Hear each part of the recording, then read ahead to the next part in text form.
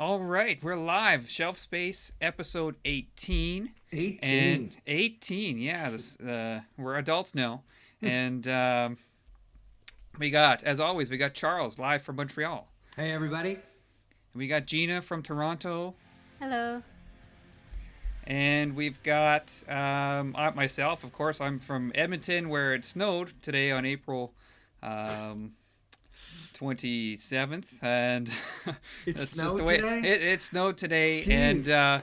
as in the top right corner of our screen, you can see the top hat of our guest. This is rising Marvel Comics artist, star, and man of many talents, Ario Anindito. Welcome to the show. Look Hey, at Hi. that! Ario. Look at that entry. 27th. Yeah. Hello. Hello. Welcome to the show. Thank you so much, Charles. Hello, Gina. Hello, Chris. Hello. Hi. Hi. All right. So what we're gonna do today is, I guess I got to share my screen with you guys. Yeah. Um, we're gonna go through Ario's background, how he got to where he is. So I mean, people who don't know, he is a comic book artist. Done lots of books recently for Marvel. He's done some statue design with XM Studios. We're gonna go through his comic creation process, Uh-huh. what it's like to make comic books for those who don't have the dream job that he does, and favorite comic book covers. I mean, we can all relate to that. We're all comic book fans, so we're gonna go through some of our favorites, and then finally some statue stuff to tie it all together. So hmm we're just gonna jump right into it here. Your background. We'll start off with Gina. Uh, what do you want to know about Ario? How did he get to where he is? Well, yeah, tell us. I think this is a question we typically ask Uh-huh. our artist guests is, did you have traditional training from schools or were you self-taught? How did it all begin? Okay. I never have any formal education of, drawing because I actually took architecture in college. Oh, And other than that, I don't study, I never take any drawing school or anything. So maybe it's self-taught. Yeah, self-taught. Yeah. wow. Well, that's pretty interesting. Okay, so you are from Bandung, Indonesia. Is that right? Yes, that's the You're West Java part of so you're Indonesia. born and raised. So if I'm just going to Wow, you show, have the Yes. map. I've got the Let's map see here. the I map. I had to look this up because I mean Oh, there I it don't. is. Yeah, that's where it is. So I Of mean, course. yeah. Um, hey, Hey, I'm show not the an map expert in again. Indonesian Oh, geography. Okay, tell me about like how did you get into superhero stuff over there? Is it popular in Indonesia? Is it or are you kind of an oddity over there? I guess. Well, when I was a little kid, my cousin collects comic books. They read comic books, but mostly European comic books, such as, if you ever heard Don Lawrence, Trigun, and Storm, and then, those Smurfs and Asterix and all those European comics. And also Batman, actually, the translated version of Batman comics. So I like to read those comics from my cousins, and then um, at some point, I, I think it would be fun if I can decide the adventure.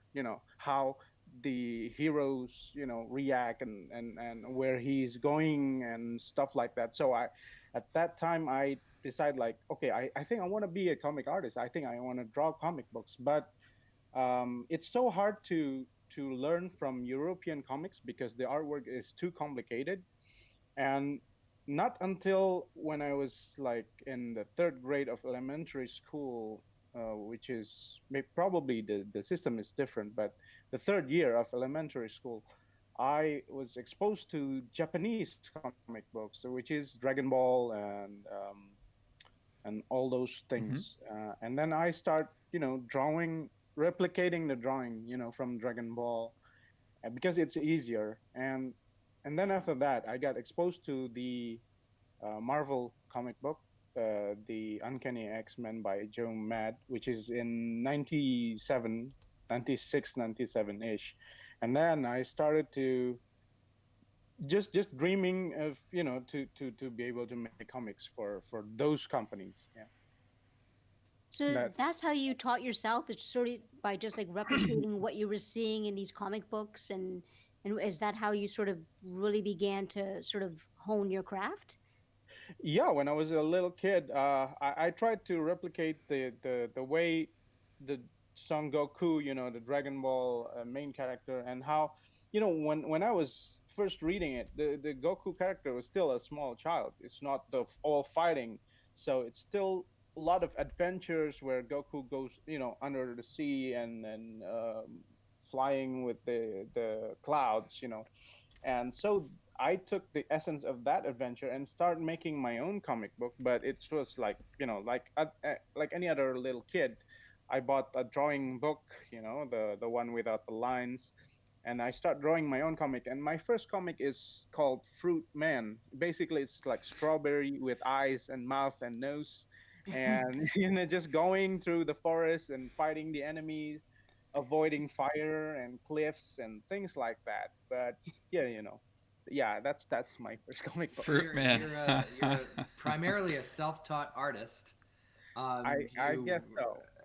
and so how did you get discovered? Like how did your what was basically self-taught, doing it for yourself, a self-loving type of hobby, how did it turn into something professional?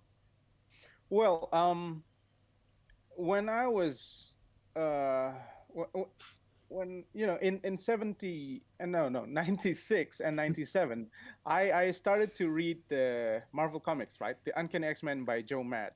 And that really changed my life because I started to see Joe Mad's style is a mixture between the Japanese style and the US style, right? Right. So I was like, oh, this is very interesting. This is very different. I think I liked his drawing.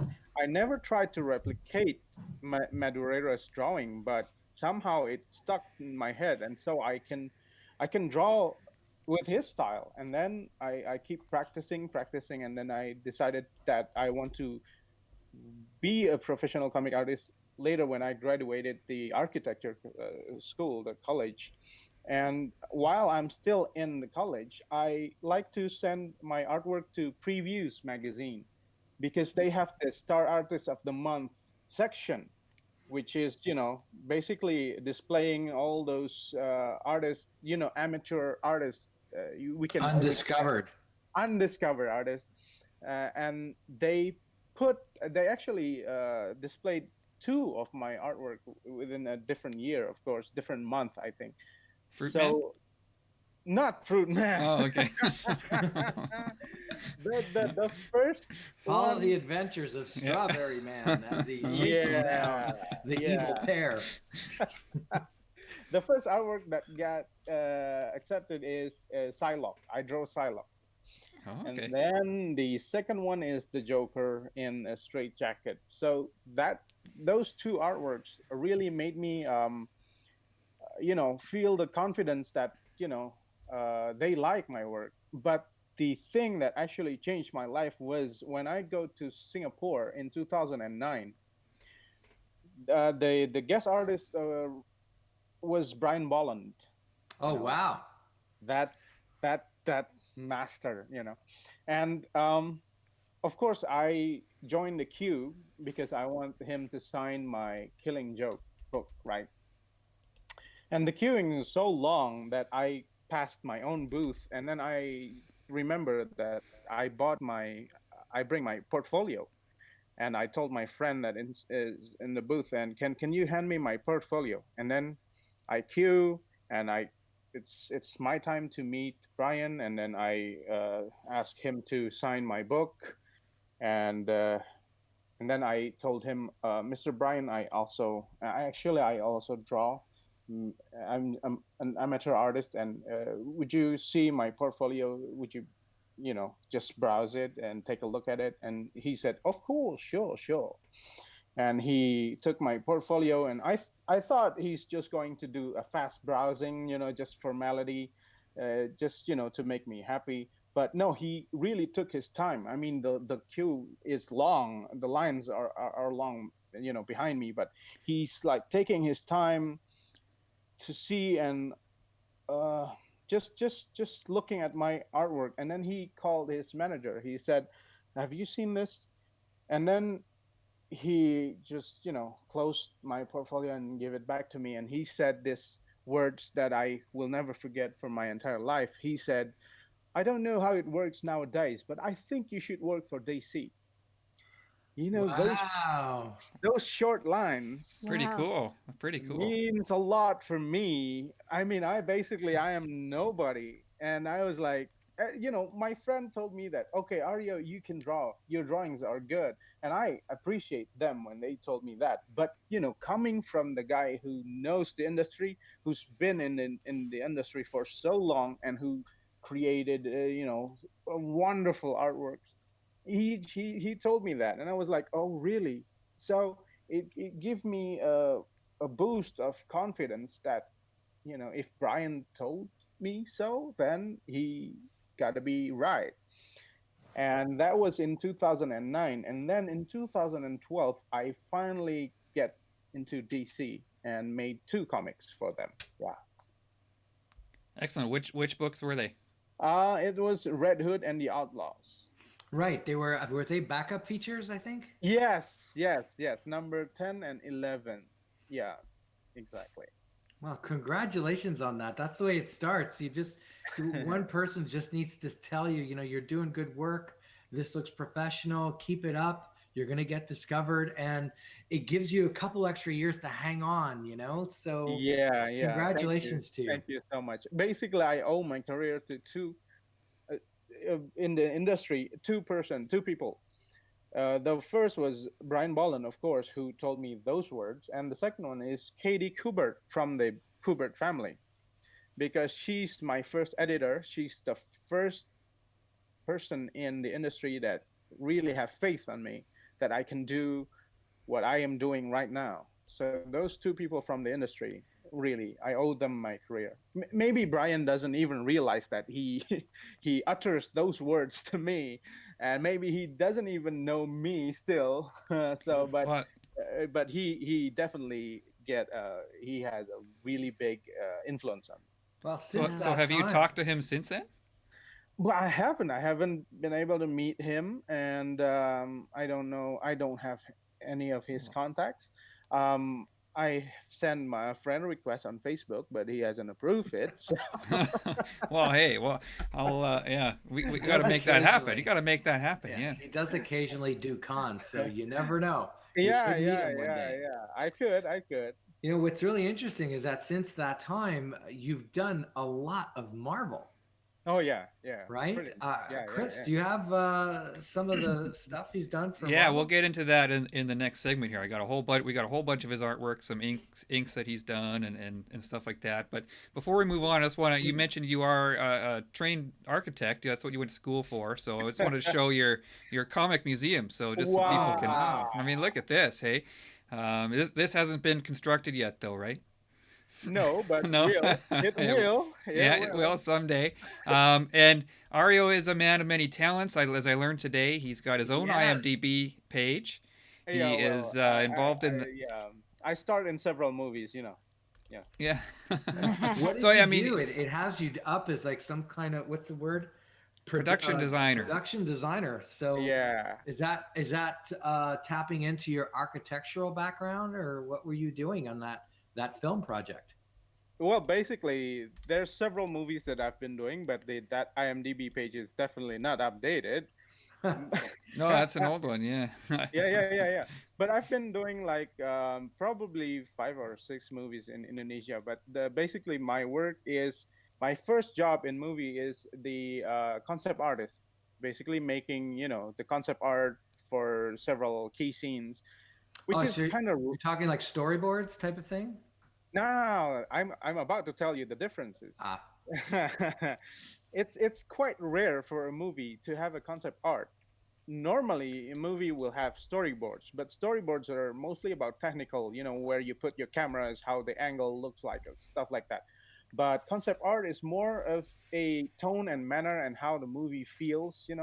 So before the movie is shoot, you need to know, all the crew need to know what are they, are aiming at, like what is the color, what is the tone, what is the atmosphere of the scene, and how it's going to be shoot. So if you see, or if you browse Lord of the Rings concept art, or Star Wars concept Star art, Wars, yeah. yeah, Yeah, Star by Wars, yeah. It's to give the yeah, idea of the look of the film and what they're going exactly, for. Yeah. exactly, exactly. So So are you working with the director on that? Is yes, director, yep. yes, Okay. I was briefed by the director of each and every key scene of the scenes that I need to be drawing to create the concept art. And the movie is an artistic movie, so they need the concept art. So yeah, that's my first. Do you find that you're using different skills when you're a concept artist for these films rather than comic books, or what are the different skills that you have to sort of utilize then if you're a concept artist and when you're doing that kind of job? Basically it's the same skill, because Okay. drawing the concept art is more like me drawing like one panel or maybe a splash page, Okay. but I need to color it, and I need to basically make it finish look like a painting. So the lights, the colors, the tone, it basically tells the whole story. And then after that, I started to become the art director, which is basically I'm the one responsible for everything artistic that you see in the movie, including the props, the whatever you see in the movie visually. Wow. And Wow. then I became the production designer, which is more complex, because and then I also responsible of the special effects like blood or fog or anything like that. So yeah. Wow. That's not, you know, a walk-in job. You're actually very involved in the process. Indeed, I am. And the funny thing is, when I was being an art director for one of those movies, I got this email that told me that I am, DC offered me the job, the first gig. I cannot pass that, of For course. It's sure. like a once in, maybe it's a in a lifetime chance. So I said yes to the DC gig. And then 5 minutes after I said yes, I realized that I'm in the middle of shooting a movie. And Oh, and because I'm the art director, I have to stay behind the monitor. I have to always look at what happened behind the monitor. So how can you draw a comic book while you have your set of an eye, have to see the monitor in front of you? So it was a tough gig. So basically I steal my lunchtime. So you haven't So slept since, is what you're saying? yeah, Yeah. last time I slept, it was like in 2012. Yeah. What is sleeping? Yeah. So when the lunchtime starts, I start drawing comic books, and when the lunchtime almost end, then I start to scraping what's the leftovers food from the crew. And if you know a movie crew how they eat, No. oh God, No, I do not. I have not been I'm no, no, on a actually movie very crew. familiar with that. You're Yeah. talking yeah, about the craft. yeah, Yeah. yeah, right. I've worked on probably 150 different commercials in my time, and on Exactly. several film projects. So, yeah, I'm aware of how fun it could be, and the So hours are insane sometimes. yeah, so basically it's working well for my diet. And then finally, by stealing the lunchtime, I managed to finish both the comic book and the movie. And so and the comic book is finished, of course I'm happy with that. But the movie, I got nominated as one of the best art directors, so it's even oh better wow. Oh, for that. Yeah, yeah, yeah. congratulations! Thank you so much. That's You, amazing. Yeah, but yeah, I pretty. will never do that again, though. I will never do that again. Working at the same time between comics and movies, that is crazy. And But you Charles made a mentioned, choice. yeah, I Well, made it. And you mentioned that you're working in commercial. I also make TV commercial, so I know exactly what you mean. He does it all. He does it all. So quickly before we move it on, I want to Uh-huh. show people. They've seen the map. They know where Bandung is, but I wanted to show this image here. This is. Can you describe this place, Kawaputi? I don't know if I'm saying Yeah, that at all right. This is Ario's backyard yeah, that's behind his house basically where I swim, whenever I need to refresh myself. after a So, hard day of original comic book artwork. Yeah. yeah, So So, tell us a little bit about it. Yeah. yeah, basically, this is one of the most famous tourist attraction in my area. It's actually not near my area, but it's within the area. So it's called Kawah Putih. Kawah means crater. Putih is white. So it's the white crater. So it's used to be a crater, but now it's filled with water and it's all sulfuric water. So you cannot swim in it unless you want to turn into a mutant or unless you are Namor or something like that.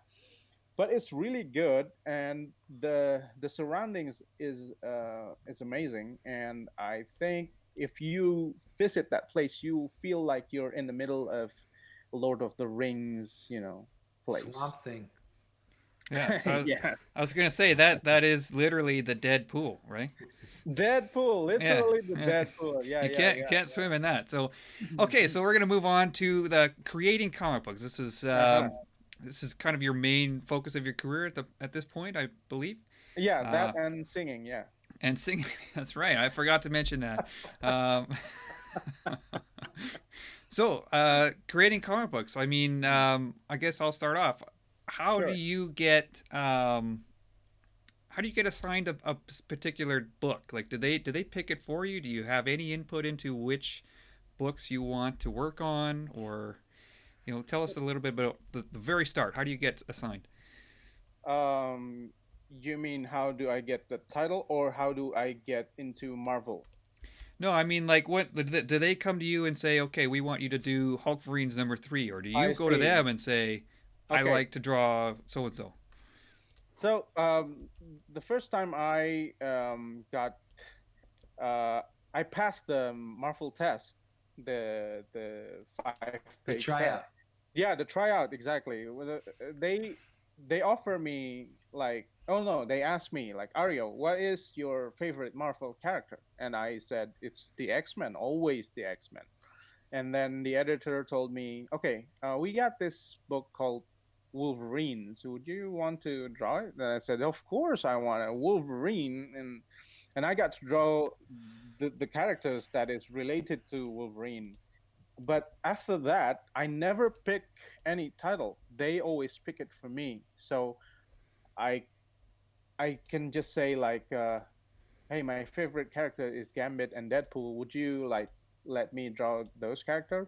And I've been saying that since 2014, but I've been drawing Deadpool, but I haven't drawn Gambit You until haven't got today. Gambit yet? Yeah, I Until haven't. today.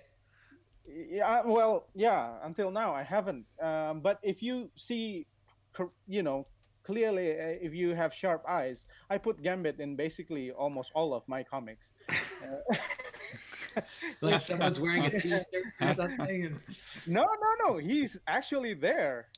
He's like behind bars. He's like passing through in the street. Okay.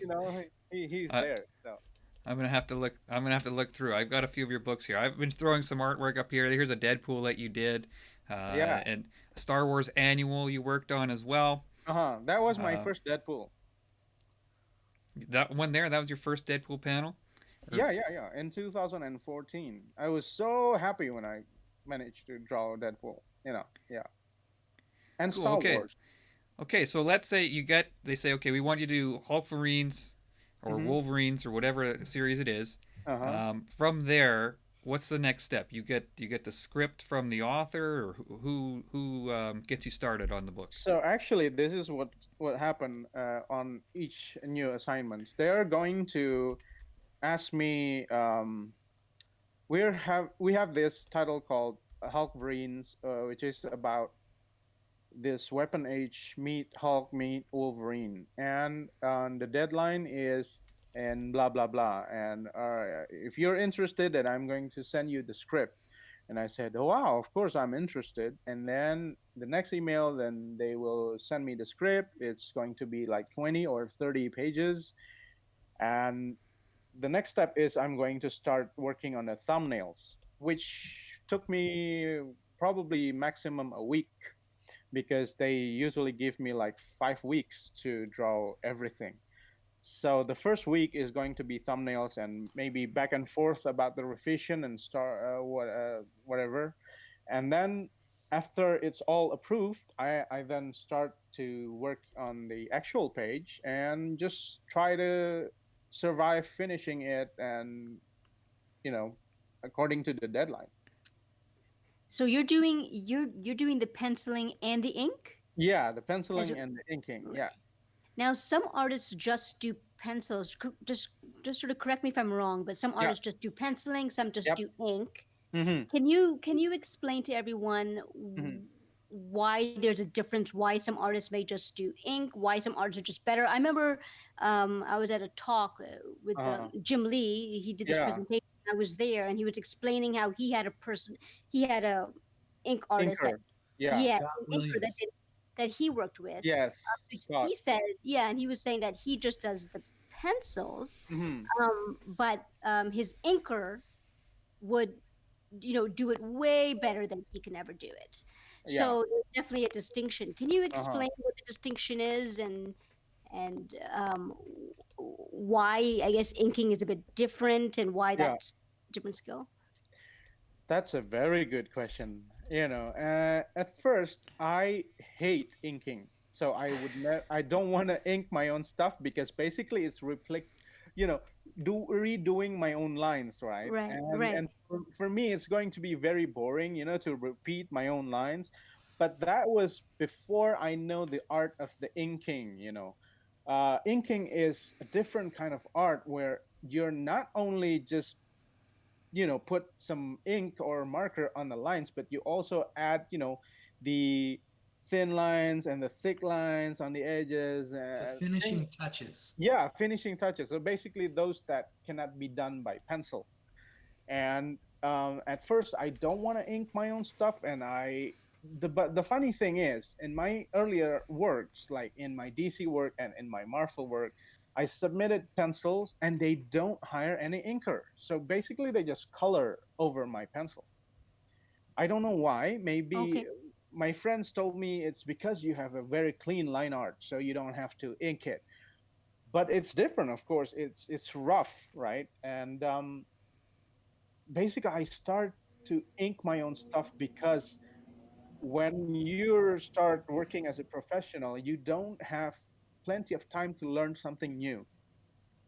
You are Hmm. living between deadlines, and I need to learn something new, or else I'm going to stuck and in this state. So I started to tell my editor that I'm going to start inking my own stuff. And I start inking traditionally, using markers and uh, what's that, brush, ink brush, and all those tools. It's to basically, I just want to learn something new. And nowadays I start doing it digitally because the deadline is pretty tight, and I have no room for mistakes, and so the digital make it quicker and faster for me. But the downside is I don't have the original page. When people Ah, keep asking me, "Do you have the original page for that one, that one, that one?" I don't have it, but maybe I have like one or two pages that I will do traditionally that I think it's going to be good, or I want to display it in my own studio or something like that. Well, we've seen a lot of your artwork. When we were in Singapore, you had your work. We saw a lot of your original artwork. Yeah, those were the times when I still doing it traditionally. And as for your question, why is there an artist that don't do their own ink, and why they're inker, and why is there an artist that do both? For me, it depends on the comfortable, which way is comfortable for the artist himself or herself. For me right now, it's more comfortable for me to ink my own stuff, because then on the pencil stage I don't have to draw details. okay. I can just draw the details and in the inking process, in the inking stage, so it can make my work faster. And plus, if I ink my own stuff, then I got more income, more statues, more figures. So So everybody's happy. so I was gonna ask. I mean, uh, depending on the inker too, can really Hmm. vary the look of the final Oh my work, God, right? absolutely. Yeah, yeah, yeah. So are Definitely. you? I guess are you kind of protective of that? You want a specific style of your drawings to look a specific way when it's done?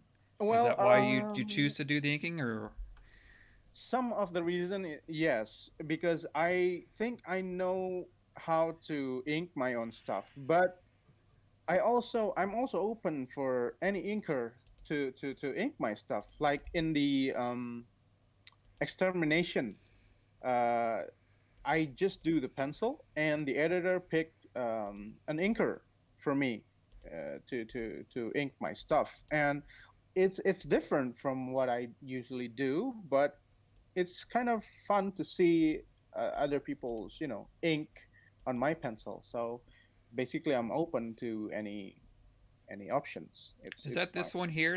Is this extermination with Yeah, the that's younger the kid? information, but this one is pencil. This is not ink.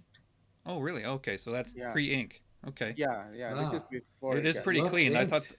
I Wow. looks inked. Yeah, I you fooled me. Yeah, it does look Yeah, like ink. maybe that's why they don't hire an inker Right, right. for my pencil, because yeah, maybe. So, you mentioned you kind of touched on this already, but you do kind of half and half digital, traditional, like Yeah, by yeah. hand? Mhm. Is that pretty common, or do most artists work digitally now, or some people exclusively one way or the other? I think it's back to the artist. Which way is more comfortable for the artist? I see Olivier Coipel still doing it traditionally. I see Pepe Larraz do both traditional and digital. I see many people do it differently. There's an artist that can only do it digitally. When he or she do traditionally, it's very different. And most artists can do both. And there's also an artist that can only do traditionally, and they cannot do digitally. Basically, whichever way is more comfortable for the artist will do. It's Okay. hard. I'll tell you something. As someone who collects and buys Hmm. original art, Hmm. it was a difficult transition for some of us to see, to learn that a lot of artwork that we loved, we go, oh my God, that looks beautiful. Hmm. Is it available? And then you find out it's digital. It's like, that art doesn't exist. Like it's not in my hands. And Yeah. but it doesn't take away, really, at the end of the day, it doesn't take away how beautiful it is. Mm-hmm. The shame is that we can't own it, you know? Yeah. We I know can't what you own the mean. original. I know what you mean. Also, it happens to me whenever any of my book is released. I keep getting email like asking for the original pages, and I say, "I'm sorry, it's digital." And well, people are disappointed, and I am disappointed as well, because it means like those statues are going to be a bit far away from me, because then I cannot sell any original art. But mostly, Well, you um, can always offer commissions, if someone has their favorite splash page, offer to do a reproduction or something, you yeah, know? I can always do that. But right now, the deadlines didn't let me to do any other things other than creating comic pages for work. So Mm. yeah, I'm considering on taking a short break though. All Just looking right. at some of those panels I was that Chris had on there. Hmm. When you get the script, Hmm. do you decide how many panels? I want to have 3 panels on this page.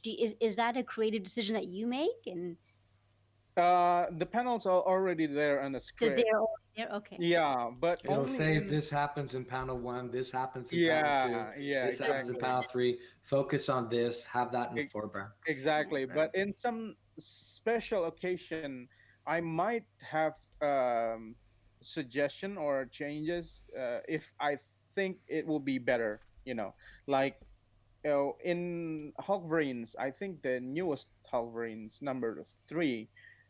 There's a page where Hulk and Wolverine is transforming into the Hulkverines, and the panel wasn't supposed to be like that. But I have this suggestion that I made in the thumbnail stage, and then the editor saw it, and they say, "Wow, this is good. This is brilliant. Yeah, let's do this." So as long as it didn't really change or alter the story or how the storytelling goes, it's Mhm. fine. And I'm sure Greg, the writer of the book, Greg Pak, is happy with the way the panel goes in that page Is as that this well. one here? I cannot see it. Which one? Oh no, Uh, not that one. Not that Not that one. one. Okay. Not that one. That one is basically just double page splash. So it's from that one is from the first Hulkverines. The one that I'm talking about is from the third one, Okay. I where don't have maybe. this one, Is it the that one one on the there? left. Yeah, the one on the left. Yeah, Oh, okay. Cool. yeah. So basically, in the original script, the leader and Doctor Alba is not supposed to be right there, crossing all the panels.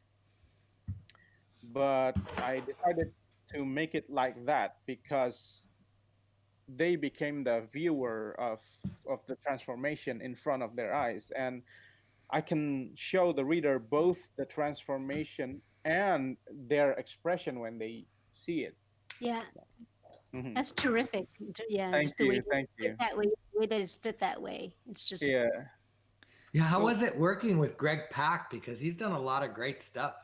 Oh I believe yeah. he did Planet Hulk, World War Hulk, stuff like that. Yes. So Basically, he knows. he's a big name, and Yeah, yeah, yeah, like yeah. some cartoons were made after him. Like the part of Hulk Ragnarok was based on his work.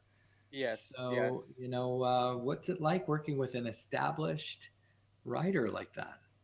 It's of course it's an honor for me because I've been reading his work even before, I think, before I really start working for Marvel. I think I forgot about time and space right now. I haven't sleep.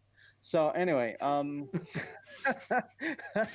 I really love Greg's work, and he's actually very very nice because he's always supportive of my decision and interpretation of his characters. And I think he is the most writer that I've worked with. I've worked with him for a lot of books already, more than 3 books, I think. So I've been working with him over and over again, and I keep enjoying the script, and it's He been a keeps enjoying pleasure. you too. Writers do have a little bit of input too. So Yeah, it's great yeah. that you guys are establishing a really good working relationship. Yeah, You yeah. know, Basically, I told Greg on Twitter, like, Greg, whenever you have crazy ideas or new books, just let me be the one who draw it. So actually, I have next my next book, my future books, is also working with Greg as well again, and it's been a pleasure. So far, so good. I enjoy working from his script, and especially in Weapon Age and Hulkverine series, because see, he definitely he knows how to treat the Hulk character, not only the Hulk but Weapon Age. And what's so special about this Weapon Age character is, unlike the other Marvel superhero characters, this one, he is basically a family guy. He's a family man. His power is his family, and he has a very really good family. Like, he doesn't have any problem with his wife, and he's a good father. He even tries to be a good son-in-law, which is hard. and he's so kind and so sweet towards his family, that I think is one of the main power of the Weapon Age, because he have this heart that is maybe other superhero doesn't have. I mean, we know Peter Parker divorced Mary Jane, and some other superheroes with families doesn't work well. But so far, Weapon Age has been a good father, a good husband to the family. well, he's a good good role stuff. model. That's good. Yeah, good role model. You can be huge as the Hulk and you can have adamantium claws, but you can still be a good father and a good husband. So when you're making these changes to the books, are you going directly to the author when you do it, or is there a middleman sometimes, or is it, are you guys Uh, FaceTiming, or what are you guys doing? no, I never actually talk directly to Greg like this, face to face. I just talk via email or Twitter. But when I made those changes, I always communicate to the editor, not the writer.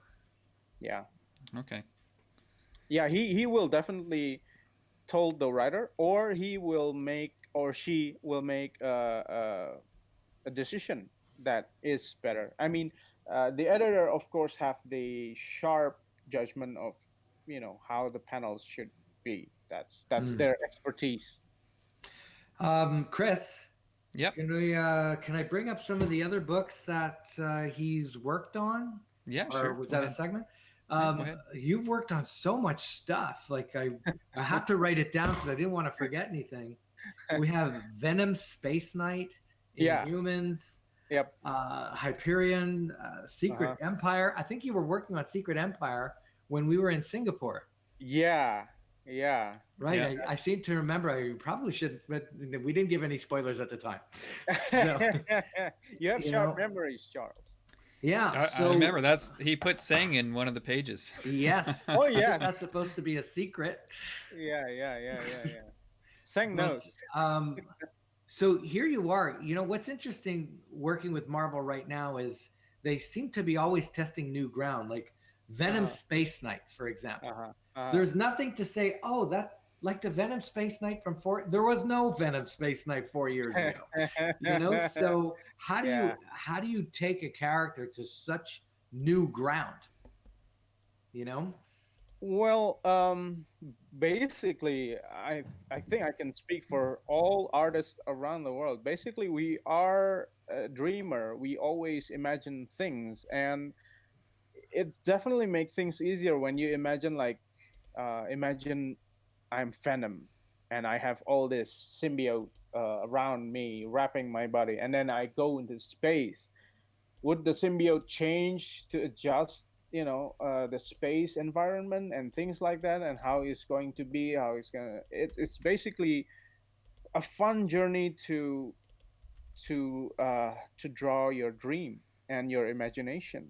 And as long as it didn't break any rules, or as long as it can tell the story correctly, and in a Well, yeah. you're creating new rules, right? You're creating new rules at this point. Bringing Venom into space, like there's no rule book for that because he Mm, wasn't there before. mhm. So it's a creative new ground because it's not only that, right? Yeah, 10 yeah. years from now, when Uh-huh, someone's going to take Venom in space, they got uh-huh. to look at what you did and follow. Oh, Ario did that. Oh man, now I got to do that. So Hopefully they it's will look at my work. well, they will. And Yeah, anytime someone revisits a storyline or an adventure of some kind that has been done before, yeah, they do link. That's one of the great things about Marvel, the yeah, yeah, continuity, yeah, right? yeah, So yeah. it's great that you're doing stuff like that. You know, Yeah, thank you. Basically, the writer sets the rules. I uh, I made the visualization of what he or she imagined. Yeah, and the look, right? yeah, We've Yeah. and the never You, look. yeah. seen You're Venom in Yeah, you're telling space, yeah, us what right? it looks yeah, like. I mean, yeah, and the that's look. a Yeah. big part of it. Yeah. Yep. Was there those books that I mentioned in Hmm. Inhuman, Secret Empire, and Venom, Space Knight, and um, Hmm. Star Wars? Like, was there a book that stood out for you as something that you loved working on? I'm not going to ask about the books that you didn't like working on, but was there a book that you loved working on? You would have liked to last longer, something that you really sunk your teeth into, something that Oh didn't feel like well. work. Something, well, that's a very good question. Something that didn't feel like work. Well, most of them doesn't feel like work, because other than the sleepless nights, um, I really enjoy drawing those characters, because I've been drawing those characters ever since I was little. in school, in the back of my book, I keep drawing them. I keep get caught by the teacher. They get mad at me, destroys the paper that I'm with all my drawings in it. I mean, what are the chances for me? Who knows that years from that I'll be drawing the real character in the actual book? So basically, drawing those characters never feel like work for me. And but the most fun, I think, probably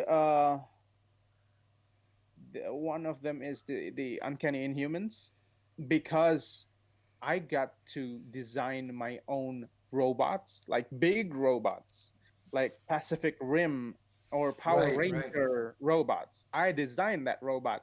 And I designed the kaiju, the monster that will fight the robots. So I got to draw the fight between the big robot, the giant robot, versus the kaiju in a Marvel comics. And both are my creations. That's so Right. much fun. So much fun. Yeah, speaking, yeah, and that's the fun, right? When you create Hmm. something new and Yeah. you get, that's where your juices flow. There are Yeah. some stuff that you did create, the I create scroll, Sang. I the create scroll, Sang in the Marvel the universe. scroll duggers, It's Scroll Duggars. Yeah, yeah, yeah, yeah. right? And But Liz not Braddock.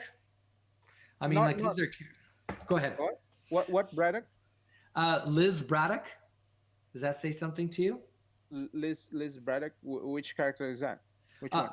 Never mind. We'll skip that. I'm probably mispronouncing it. But the scroll duggers, for example, that's Uh something that you created. huh. Me and Philip Tan, I think. So Philip Tan is drawing the cover, but the cover only show parts of the Scroll Duggars. So basically, I designed the rest of the body parts. So both of us, I think, uh, are the creator of the Scroll Duggars. Yeah. Cool stuff. This is what I mean. Like, when you work in comic books, it's Hmm. great to work in comic books, but when you create something, Hmm. it becomes part of the lore of Marvel, right? Yeah. Yeah. Yeah. One Yeah. day you might walk through Disney and a Skrull Dugger is going to be in I one of the created rides, that. Yeah. right? Yeah. You know Yeah. what I mean? Like that's Yeah. Yeah. something you Yeah. could Yeah. totally get off on, and Yeah. um, that's what art is generally all about. When you get to that point, and you've done it a number of times, and it's great. You're Yeah. living the dream. I am. I You am. really are. I mean, that was my dream job when I was a kid growing up. I wanted to be a comic book artist so bad. I mean, and I'm sure lots of kids out there or adults still wish they were. So Yeah. definitely living the dream.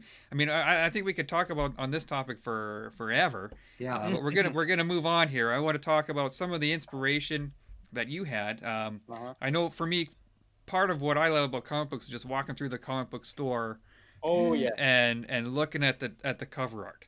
I've done it my whole life, and so I've asked everyone here to give a list of their favorite comic book covers or some of their favorites of all time. So Hmm.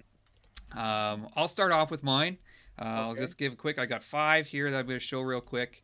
I've got first of all we got Daredevil, number one. This is volume two, number one. Uh-huh. Joe Quesada cover, Beautiful backflipping, cover. Yep. you know, It's throwing really the good. Billy Club all over the place. I love everything about that cover there. Very Uh, dynamic. yeah, Ghost Rider by Clayton Crane.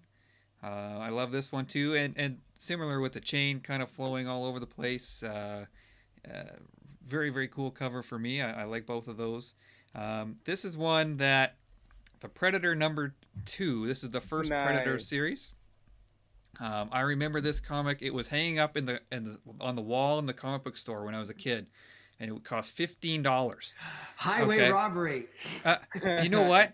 It's probably not worth that today, but it at the time that might as well have been $1,500. Like with the amount Sure, of sure. money I I know what had. you mean. I know what you mean. Why was Um, it? Why was it $15? I have no idea. There was no eBay and stuff. I mean, nobody knew what comics It were was worth, hard to right? find. That was Yeah. like the first Rare? run of the Predator comics. Yeah. Okay. So And I saved up and I bought this thing, and my dad was waiting in the car. I come out with this comic, and he's like, that's all you got for $15? I'm like, oh, yeah, I did, and I still have it. I still have the book, so I love this cover. It still sticks with me. I'll go Spawn #1, classic, moment from the '90s. Todd McFarlane was like God back then, so this is one of my favorite pieces from him, and my all-time favorite. Those other ones are not really in any kind of order, but this is my favorite. Amazing Spider-Man 252. This is the very nice. the cover swipe from, of course, Amazing Fantasy 15, but with my all-time favorite costume from comic books is the black Spider-Man classic Ron Friends Jansen cover. Yeah, I love that cover. I think it'll always be my favorite. So, let's see who wants to go next. Gina, do you want to go next? Sure. Okay, so we'll throw up Gina's. Wow. So talk about this one for us. This one is my favorite representation of Magneto, period. Yeah. And, I agree with you, Gina. Yeah, Jim Lee, I believe this is the number one, like the highest selling comic book. Yep, at of the all time. Yeah, and then he Over a became a million. superstar. He was a superstar before this, but he became a superstar after. Just the number, the sales number. This, if anyone wants to understand who Magneto is or what Magneto is, you look at this cover art.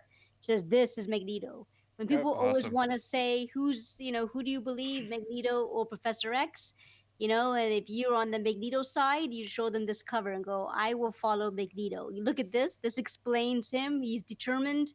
He's a leader. He's powerful. This is Magneto. He's looks like a villain, but he's not a villain. Like he's determined. He has a purpose. So this is my I love favorite the helmet. representation. Yeah, I love the way he does the helmet. Yeah. Only he can pull off purple like that, So, it's amazing. I just love the way it's drawn. It's my favorite. Magneto and Donatello. That's right. Donatello too. That's right. Yeah. All right, so he'll go on to the next one here. Wonder Woman. Tell us about this one. Yeah. Is it on yet? Yep. Oh, sorry, it's not. Sorry. No. There we go.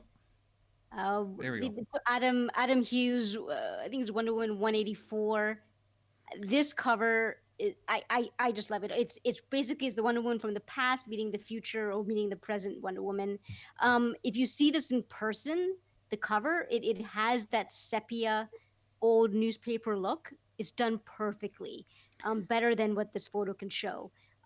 So if you appreciate Wonder Woman for the history of Wonder Woman, and her legacy, this comic in this cover, it just nails it. And I love the way that Adam Hughes does Wonder Woman.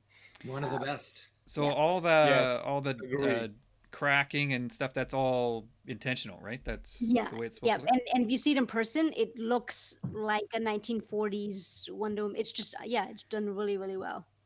Awesome. Okay, so we'll move on to the last one here. Oh, you have one more, but Gina has one more after this, but it's going to overlap with a different one, so that's fine. We'll touch on it later. I was a fan of Spider-Man. He was my favorite superhero growing up before this cover, and when this cover came out, it changed Spider-Man for me forever. This was the more serious. This was the way that the webs were done. The way that this is Todd McFarlane. The way he did the webs. The way that Spider-Man was posed. It was just a much more mature representation of Spider-Man. I found it was a much more artistic, mature version. And I ended up having the poster of this in my bedroom during high school, during university. This is my favorite, one of my favorites. Drawings of Spider-Man, period. If I had to choose a fourth cover, these are my top three. If I would choose a fourth one, I guess I would go with Amazing Fantasy 15. I think that's classic. Good choice. It's just, that I would have that blown up, into a poster, and I just love the way that it's done. It's iconic. So.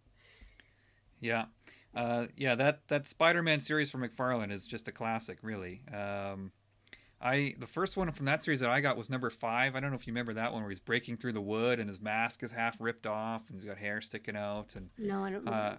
It's part of that Lizard storyline. Yeah, like awesome series. So Charles, will go to you next. Now, and just hold on one sec. You can put the Okay. first one on, and I'll be back in a second. Okay. Oh, actually, you Um, know what? Before Charles comes back, I'll explain. When I finally got to meet Tom McFarlane at a sure. Yeah. Go ahead. convention, I finally got to meet Tom McFarlane at a convention, and Wow. lineup was just humongous, and it was a huge queue and whatever, and so you wait for 2 hours or whatever, and maybe even longer. And then I remember just telling him that I don't want to. You can't take up much of their time, obviously, right? And I don't tend to want to take up much of the time or anything, but I just Yeah. would quickly mention Don't to do it like I do with Brian Bolland. him. Well, Yeah. no, Who's if, that guy taking all the time at the front? Oh, God. oh, Yeah. oh, wow. if Yeah. I could draw Okay, like you, if I could draw like you, and if I had a portfolio, then I would do that.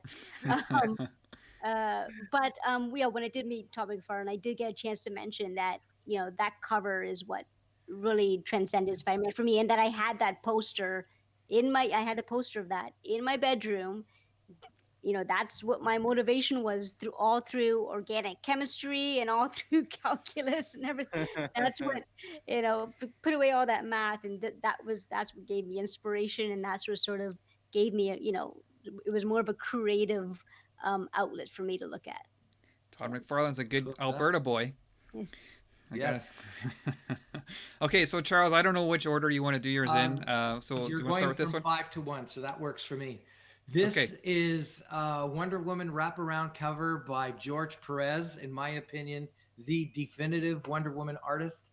I absolutely love this cover. I actually had this cover laminated in my room because couldn't get the original for that. Love it. It's basically part of a 4-part storyline, The Challenge of the Gods. Just look at the detail on that poster, on that cover. You just Yeah. did not see that kind of detail at the time. Love it. Let's go to the Okay. next one. So we'll go here. Yeah. Marvels. Yeah, this was the wraparound cover for the Marvels hardcover. When I first noticed Alex Ross, it was in a Terminator miniseries. It was okay, but it didn't take me to where Marvels did. And Alex Ross somehow brings romance back to artwork. He takes everybody and brings them back to their larger than life place. And in that cover, Marvels, where you see all the villains and all the heroes, I'm going to have artwork by this guy one day. That's easily one of my favorite all-time covers. It's a lithograph also, incidentally. Yeah, it looks amazing. Okay, so we'll move on to here. Silver Surfer.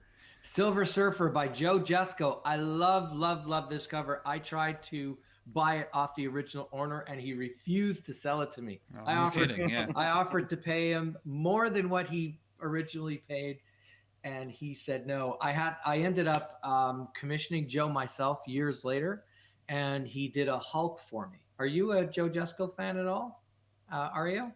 Yeah, I am. So maybe I'll show it a little later on. So I have 2 Joe Jusko pieces at home, but I would love to have that Silver Surfer cover. In my opinion, one of the nicest painted covers ever made. That's fantastic. Yeah. So Yep, here's yep. your next one here. This next one, oh my goodness, Superman versus Spider-Man. I remember seeing this as a 10-year-old kid. It was like one of those treasury-sized edition books, and it was a book where you're going, wow, what is this? DC and Marvel in the same book, and it's Neil Adams too. On top of that, he worked on that cover with Ross Andrew. These are some 70s and 60s artists that maybe many fans today might not remember. But man, what a book this was! I loved it. I must have read it 100 times.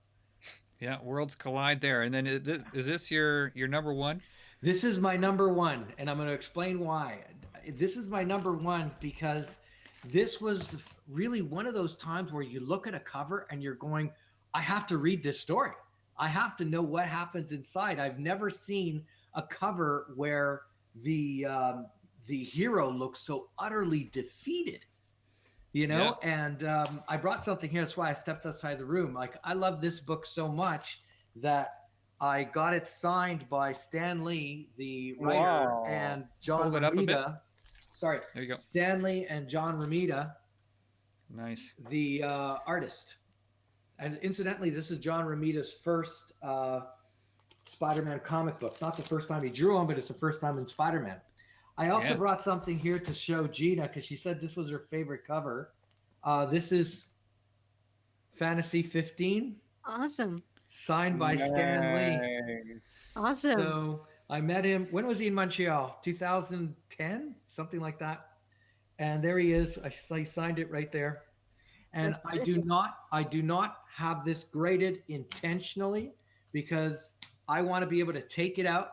And sometimes when my friends come over or people who haven't been over before, I take it out and, they flip through the pages, and they get to see Spider-Man's first appearance when he gets bitten by the radioactive spider. And, you could feel it, right? The history in your hands.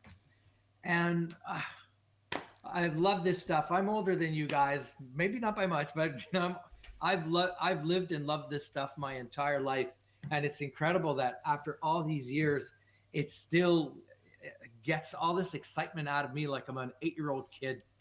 You know. Yeah. I know I had a hard time narrowing it down to just 5, but we're going to move on to Ario. We're going to move on to yours. And I don't know if you had a particular order, but I'm just going to start throwing them up here. Yeah, no particular order. Yeah. Uncanny X-Men. Yeah. Tell us about this one. This is the cover. When I first go into the comic store that sells US comic books, this was the cover that hooked me into the Marvel comics, the US comic books. So this is the first comic by Joe Matt that really made me want to read the US comics again, really want to start drawing US styles. Basically, this is my portal gate to go to the US comics. After several years of not having any information or out of touch with US comic, because it's quite hard to get it in my country, in Bandung especially. There's only one store that sells US comics, and it's pretty far from my house. So when I first go to that store for the very first time, this was the cover that attracts me the most. And this has the X-Men in a really fun pose together like family, and it has Gambit, my It has favorite Gambit, yeah. character, of course, which is always in the corner, shady, and yeah, I don't know, it's just really good. It's a really good cover. I Yep. just love it. Yeah. Okay, here's another one. Fables. You said you loved them all, so I grabbed the cover of the book of covers I for the have that series. Yeah, book. you have that book. Okay. Yeah. So basically, the Fables cover, everybody will say it's a good art. So it's a perfect balance of art and comics. So whenever I need to refresh or get inspired artistic wise, that always help. Opening and revisiting that book of covers by James Jean. He did beautiful covers for that book. As a matter of Oh fact, yeah. that title has a lot of different painters who worked on that book who did amazing work. Uh-huh. Yep. Excellent. So we'll move on here. We've got Action Comics number 835. Yeah. Wow. I love this one. I mean, everything from this cover I love. How evil she looks, how cool the color is, how menacing the cover. I just love it. I mean, I love bad guys, and bad Mhm. girls. I Mhm. love the villains. I love it, Excellent. especially crazy ones. Yeah, it's got really, who did really the nice cover lighting. for this? I can't even remember the artist. I just love the drawing. What is this? I can't read it. I can't read McMillan it or something either. like that. I don't know. We'll find out. We'll find out. 835. Here's another one. Of course, Adam Hughes. Oh For me, yeah. yeah, for me, this is a very straightforward cover of showing Selena at her best, and I just Yep. love it. And Adam colors his drawing using mouse, which is, Have you What? ever tried coloring your artwork using mouse? He doesn't use a stylus like a Nope, pen. He nope. uses a mouse. Wow. Yeah, That would yeah. be Wow. that's really hard. That would be That's really tough. Yeah, hard. yeah. He doesn't need all those tools. The magic is in his hands. Wow. Yeah, yeah. It's Okay, so wonderful. and then here's His name is Kalman Andrasovsky. Ah, I don't know yeah. him. I've It's- never. no. That's a new name for me. Okay, so I've got the last one from Ario, which was also on Gina's list. So you guys can bond over this one here. We've got the Joker and Harley Quinn. This is a very Of Beautiful. famous image, course, yeah. of course. Who doesn't love this one? This is he captured both of the characters perfectly, and as artistic wise, he can draw the materials. You can even feel Harley Quinn's costume. It's just great, wonderful. And Gina, why do you have that one on your list? No, I think you just nailed it. What you just said there, the costume, the texturing, you could feel that sort of synthetic, rubbery costume on Harley Quinn and the Joker's cloth suit. Yeah, I mean, I think you just nailed it. The description for me, I remember I was at a stage. I remember when I first saw this cover. I was a stage of my sort of comic book reading and stuff where I was so anti DC. So I began with Marvel, and and then I had read some of Frank Miller stuff and whatever, but I was I was sticking to I was sticking to Marvel, and then like DC no, and then and then I saw that cover, and And it sucked you and back in. it Yeah. stopped me. It stopped me in my tracks in the comic book store. I was like, oh my god, that is the most beautiful representation of Harley Quinn and Joker together. I was like, oh my god. And if you can go back to the cover again, if you Sure, can sure, show sure. the Just give me cover. 1 second here. Yep. Character wise, if you see the gestures, it really shows the relationship between Harley and Joker. Like you see, Harley is head over heels, Hmm. surrendering herself to the Joker, and the Joker, instead of holding Harley's hand like this, like a lover, no, he's holding her as if controlling her. You're like, I have my power over Yeah, you. yeah, yeah. I'm not actually in love with you. I'm using you, owning her. Yeah. That's what's So, great. yeah. Alex Ross had this wonderful ability of making characters look real, look Yep. like they actually live in our world. Yep. And he's amazing. Mm. So You Gina, know, is it's that a, what kicked off your Harley Quinn fandom? Like, cause No, no, you're no, no, no, no, no. I you're mean, I was still watching the animated series even before that, and okay. and I did appreciate and I did read Frank Miller's The Dark Knight, and that really sucked me in as well. I was like, wow, this is the Batman that I really want to see. But other than that, I was sort of staying away from most of the DC stuff after that. I was before that, but this really sucked me in terms of the art of DC. I was like, oh my god, and Oh, it, hang it, on. Let me grab something. I'll be are back. you, Gina, are you a big Harley Quinn fan? yes, I would say so. I'm also going to step out. Just 1 second. Okay. Does he have the first appearance Oh, of probably. Harley Yeah, Quinn in the probably has the comics? original cover or something like that. Oh, he does have the comic. Yeah, I know that. So maybe he'll bring that in. But I mean, yeah, I mean, yeah, that cover just brought me right back in. I was like, oh my god. Speaking of the Batman animated, I have this from Kevin Nolan, one of the designer of the Batman animated. Oh, that's so cool. Amazing. Yeah. Yeah. So this is one of the Joker sketch Yeah. character design for the animated series. So I bought the Yeah. original because the animated series really really good. It was. It really brought me back to Batman. I never And I Yeah. never watched the animated yeah, series. and What? No, you know what? I couldn't get behind the artwork. I just didn't. I don't What are know. you I don't know showing? what about it. He had a sketch of the Joker from the animated Batman Oh, series. wow.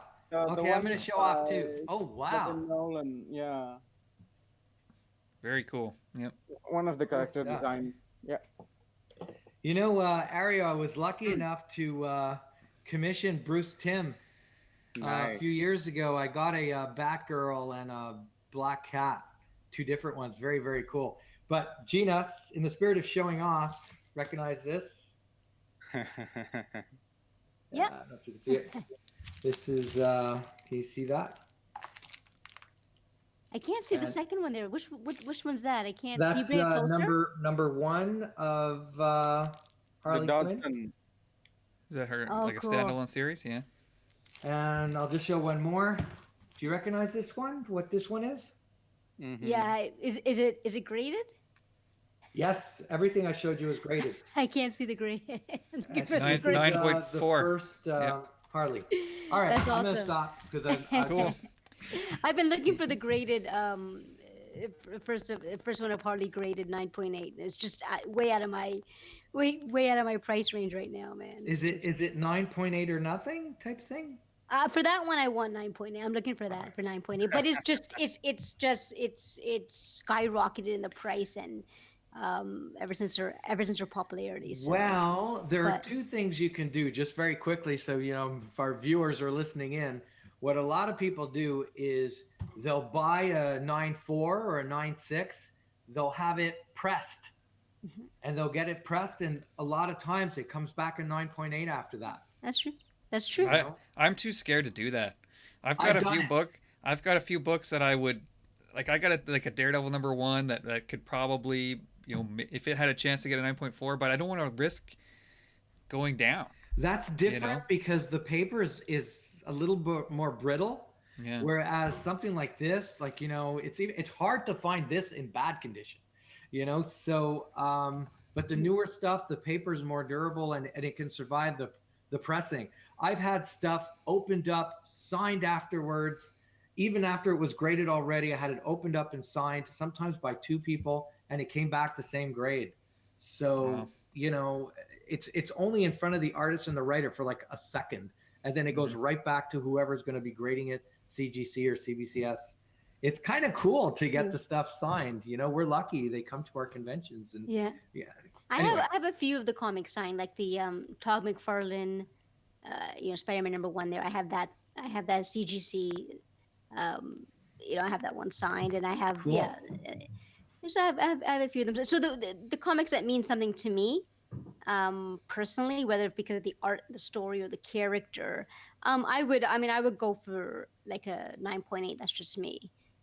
It's just the comics that I want to go for, the ones that mean something to me. But it's just how I I'm kind of the collect. same. Like I have like the books that I want. I have a certain grade in mind, and if I can't afford it, I can't afford it. And Me too. If I can, Like then I'll save yeah, up exactly. Yeah, like I want that Harlequin, and it's just if it's over my price range or what I'm willing to spend, then that's fine. I've been lucky to get some comics before they kind of skyrocketed. One thing I like about graded comics, because obviously the rest of us here, all of us are here on the show, also collect statues, but with graded Harry, are you comics, okay? I'm good.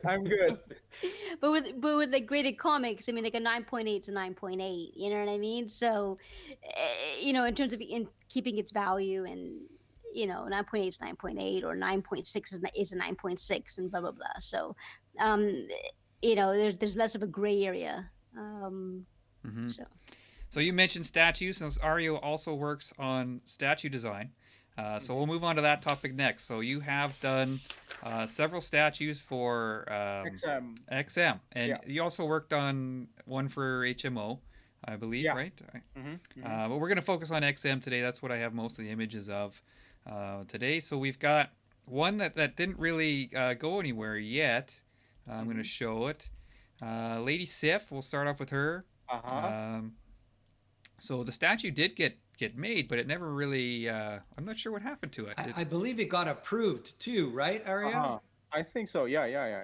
It's approved and it's just waiting for pre-order. But I also don't know what happened with it.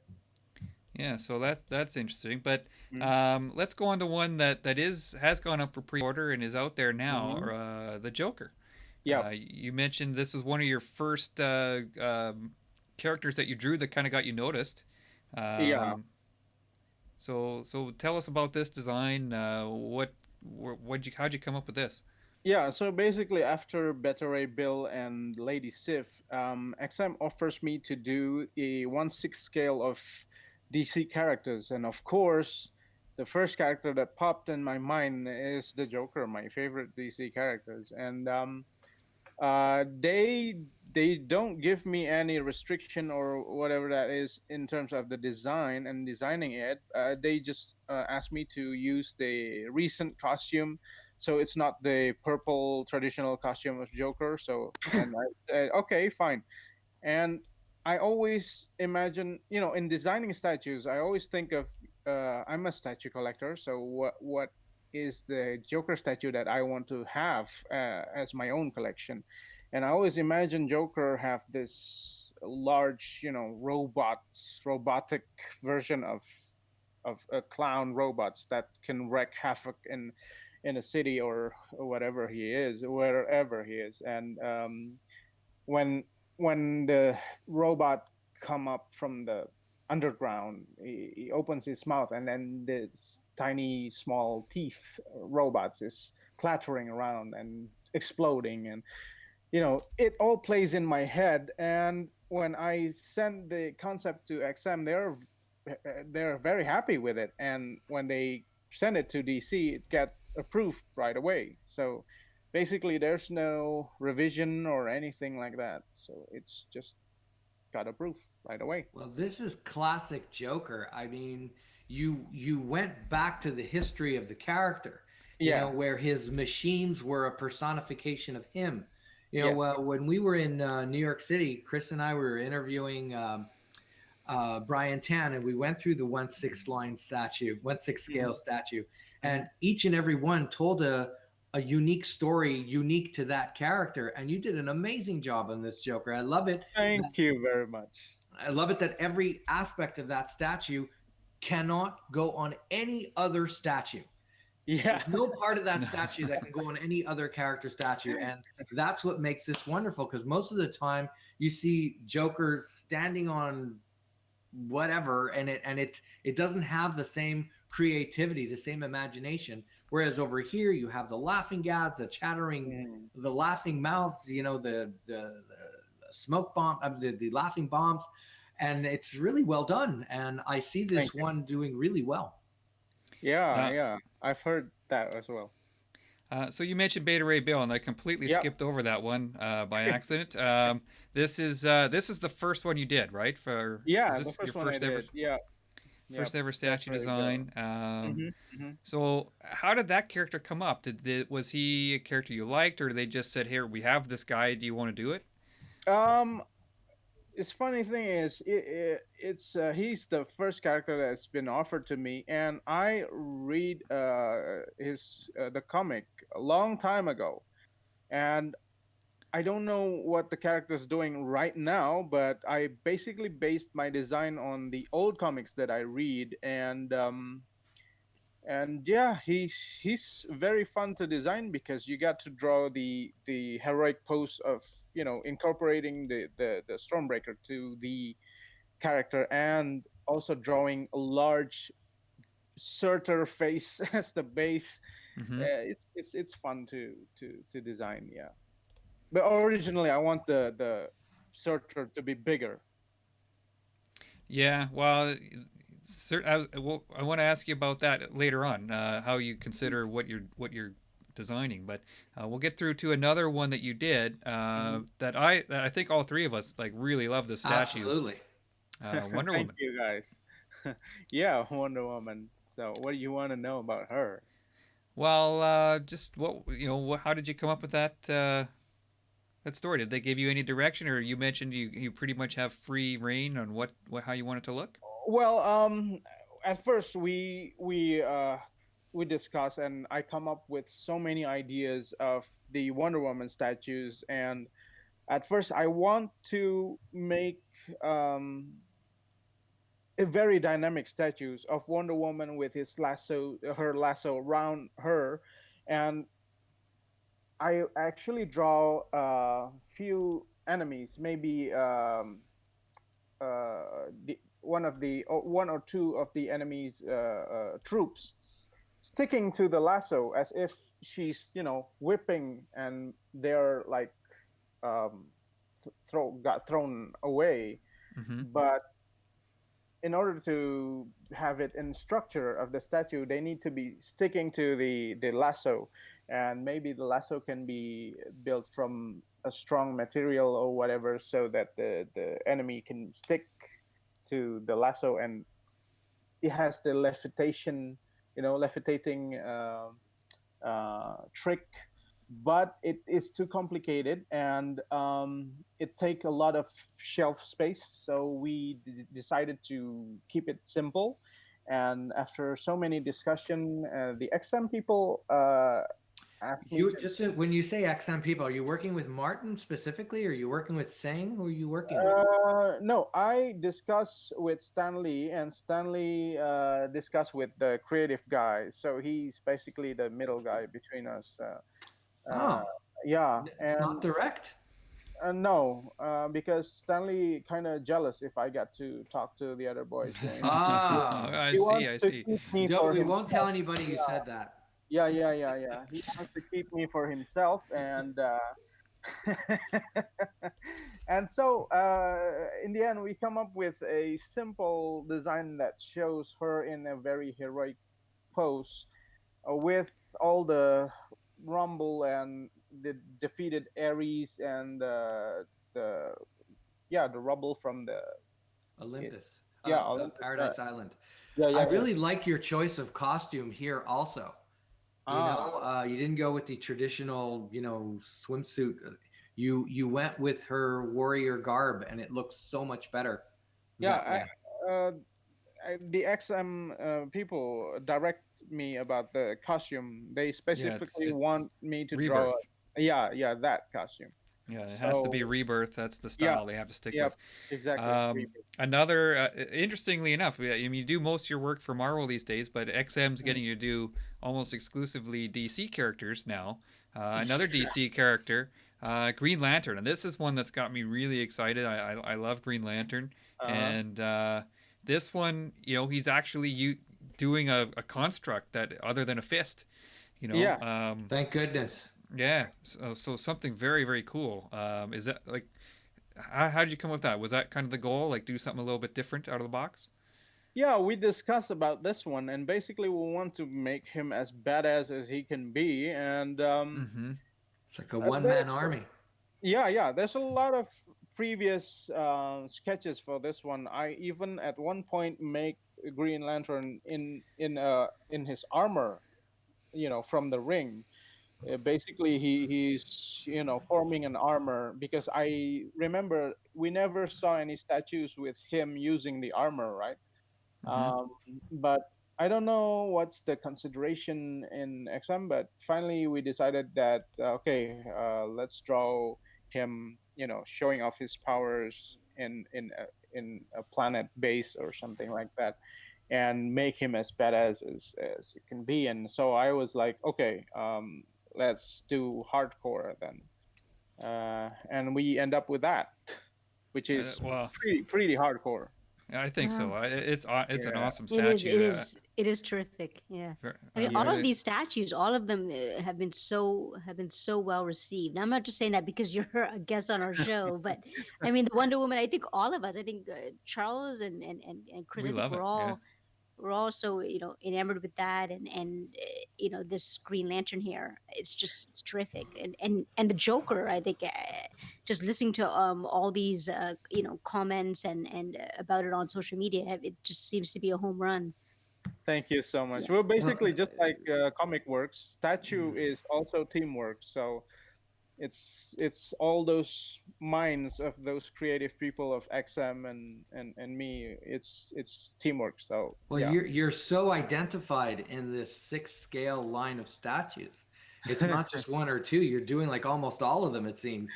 Yeah. And Here, this is great because the industry is ready to embrace 6 scale again. Right, like they Yeah, kind yeah. of went away for it for a while, Uh-huh. when quarter scale was still $300. Now Yeah. they're over 1,000, and not Uh, all of them, and they're steering back towards 6 scale for shelf yeah. space reasons, for Yeah. economical reasons, for Hmm. shipping, um, saving. So this is a great time to be doing this scale. Yep. yeah, and here's I a agree. very recent reveal with Batman. Hmm. They just showed this one off. I don't think it's been printed out yet, Um, Yeah, I don't think so. but this is a cool design with all the different Joker faces on the base. Yeah, Mm-hmm. wonderful. Yeah, and you can see here's the sculpt from Martin. Yep. Um, so a few changes you can see he's holding the cape and stuff, but Mm-hmm. still very much, the consistent with the original concept. So Yeah. very cool design there. We made the base taller because there's going to be a companion piece of Batman. So Okay. Oh, yeah, the companion piece is going to be lower. So when you put them together, it will make such a Maybe, maybe, wonderful. ooh. maybe Robin. I don't know. We'll have Well, to see, or maybe They might we might get in trouble if we say, but you don't want to say anything. I cannot. it's got to I don't be know. But Robin. by It the has to way, be. Yeah. I was just throwing out a name. I don't Yeah. know. It's not like I know anything. No, I no, that's not what I meant. Yeah, that's not what Maybe I Yeah, meant. I meant Batgirl, maybe Nightwing, maybe Batwoman, Well, maybe it Catwoman. It can could be. be Catwoman. Yeah, Catwoman. it can Yeah. be Alfred. friends, or it Yeah. can be allies. It can be enemies. It can be. Because we don't know an artist here who really loves villainesses. We don't know anybody who'd be interested in doing Catwoman, for example. So, we'll just have to move on from there and go, who could do a Catwoman statue? Who would want to do that? Yeah. So I here's one. wonder who. I Yeah. wonder. Here's kind of a villain anti-hero type character, Oh, Lobo. this is my favorite so Oh, far. wow. This is Yeah. the one that got the most wows. Hmm. Yeah, They yeah. had Wow. a huge banner, right? That was in New York, right? Yeah, They they had a did. huge banner of Lobo, and people were just going like, "Who? What is that? When is that coming out?" Yeah, I mean So, that's it looks pretty awesome. I mean, you got all the different options that you go through here, and Yeah. with this statue, especially, I wanted to ask you, Mhm. how much consideration do you give to how buildable it is in the end? Um, do they ever come back to you and say, you know what, we just I guess you kind of touched on it with the Wonder Woman design, but Mm. um, we just can't do that, or that's too complicated, or how do you often get that? Well, in Lobo, actually, in this one, it's a rare occasion where XM didn't actually tell me which character to make, and I proposed Lobo to them. I I said, remember that Okay. picture. Yeah, what about Lobo? How about Lobo? I want to draw Lobo. And they say, well, yeah, cool. Lobo would be cool. And then I start drawing. And for me, basically, I have this naughty idea of having Lobo throwing dog. Because it's going to be fun, to have him throwing dog and create chaos to the enemies. It's just funny. It's just funny. And it fits his character so well. Exactly. Yeah, yeah. And also, I don't want to make Lobo sitting on his, space bike. I want him to ride it like a rodeo. Mm-hmm. So it makes Lobo more badass in a way. Yes. Dangerous, reckless, Dangerous. Yeah, daring. daring, exactly. So in this case, the restriction that XM gave to me is about the chain. My design with the hook and the chain all over his body, it's a bit hard, because the chain will be too thin, and it's Mm-hmm. not very doable. So they changed the design into Lobo just holding the hook. Yeah, there were some challenges with that with the Ghost Rider. I don't know if you have the XM Ghost Rider. No, I don't have. There were I really want to. So you can send it to me anytime. But sure. this is the picture here that kind of got me thinking. Like, here's the Lobo broken down into parts, and I don't know if they were cursing you after they made this thing because, and when Sang was trying to paint it, because I mean, look at this thing and look how many parts and tiny little Well, pieces there are, and they cursed the 3D artist. yeah. Well, you weren't asked. Were you asked to do the engineering, like to get all the separate parts, or just as No, designing? it's the brilliant mind of the 3D artist. He's the one that separate those things into small parts, which is the details are crazy. And a shout out to the 3D artist. He actually added several elements that I didn't, like the propane tank. in the booster, and a lot of other details that I didn't actually put in my drawings. But basically, like what I said, it's teamwork. So, and Sang's, the way he colors Hmm. Lobo, Hmm. it's brilliant. I can't recall who sculpted that piece. I'm drawing a blank here. Yeah, Mm. I have it Do you know? in my Instagram, but I need to open it first. Okay. Hold on. Well, we'll find out if you can get it, or we'll if it. Yeah, we But need to give a shout out. I mean, yeah, he's a really good artist. yeah. Yeah, yeah, So and I this mean, This is is by a far my great favorite. looking piece. My goodness. It's terrific. It's terrific. But looking at the final sort of 3D print there, and then going back to your drawings, I can Hmm. see that your concept drawings there is very similar to what you were doing with production design on a film. It's like Yeah. you're setting up the vision of what is going to be produced, what people are going to see. You're setting the stage up, and you're sort of setting yeah, it's very very similar. Would you say that they're pretty similar, like this, doing this concept drawing for a statue and then doing the production design for a film? You're setting up. Well, maybe in terms of,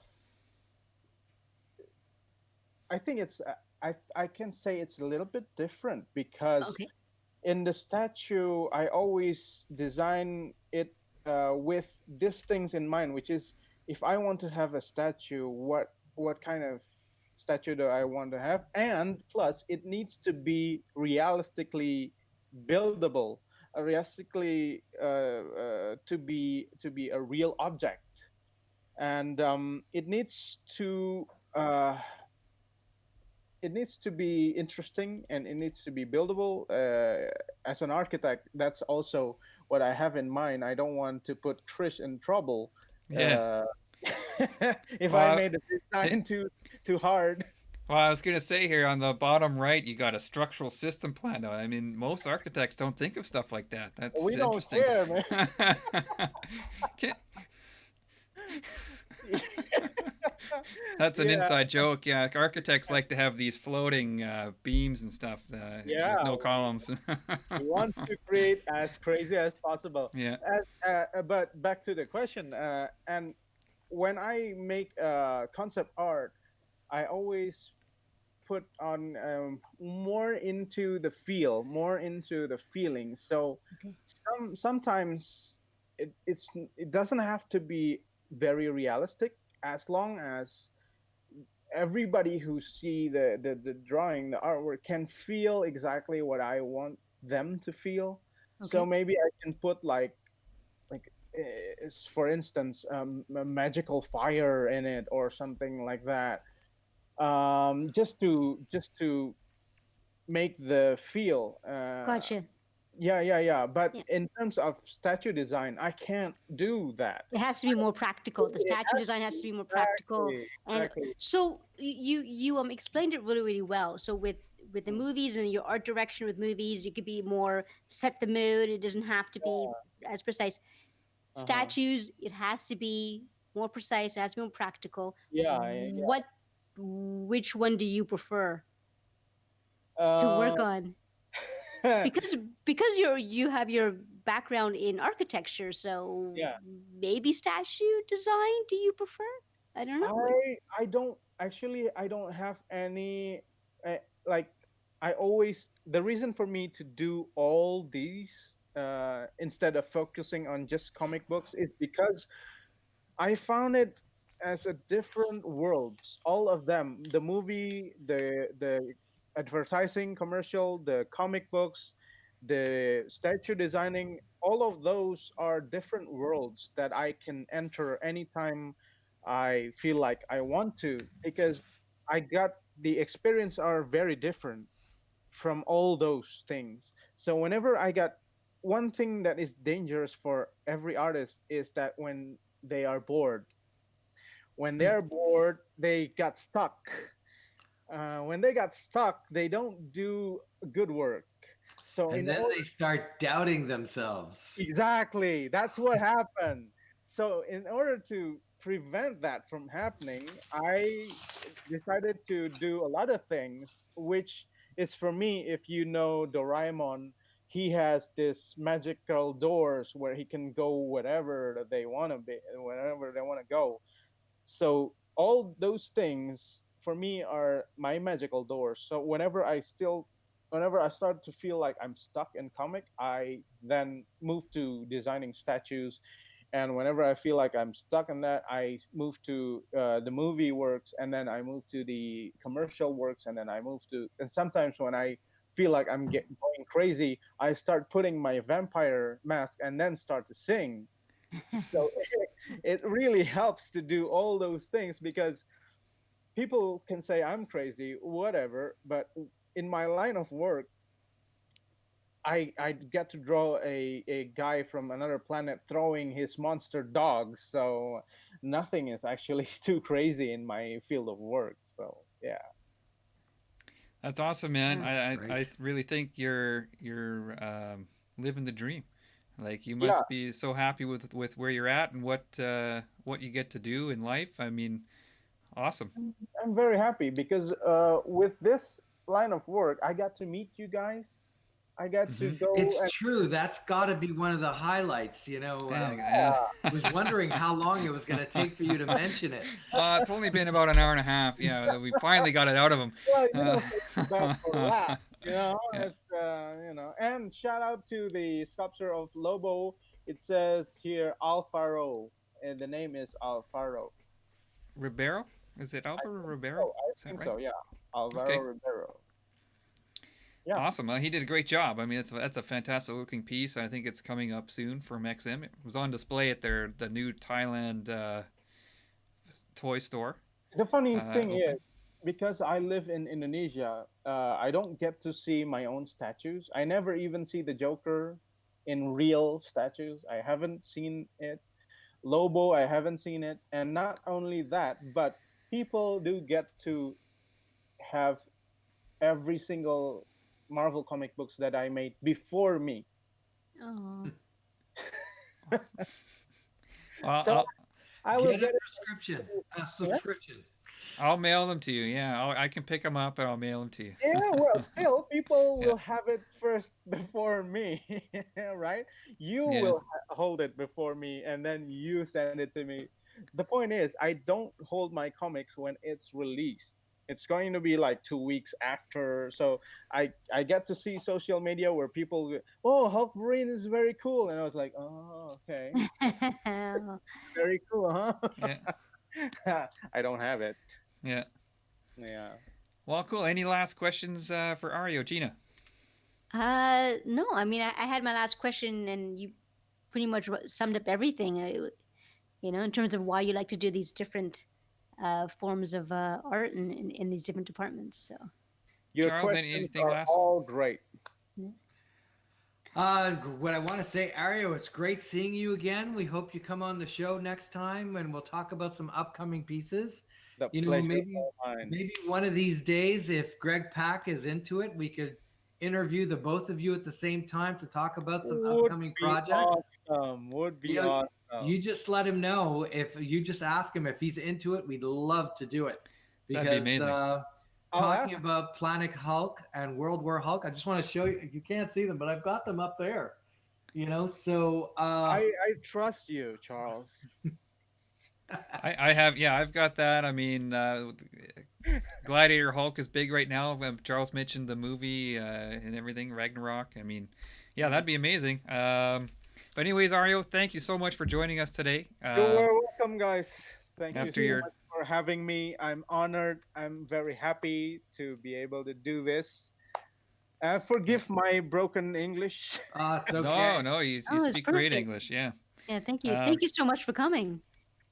My pleasure, Gina. My pleasure. okay. Well, thanks everybody for watching, and we'll catch you next time on Shelf Space.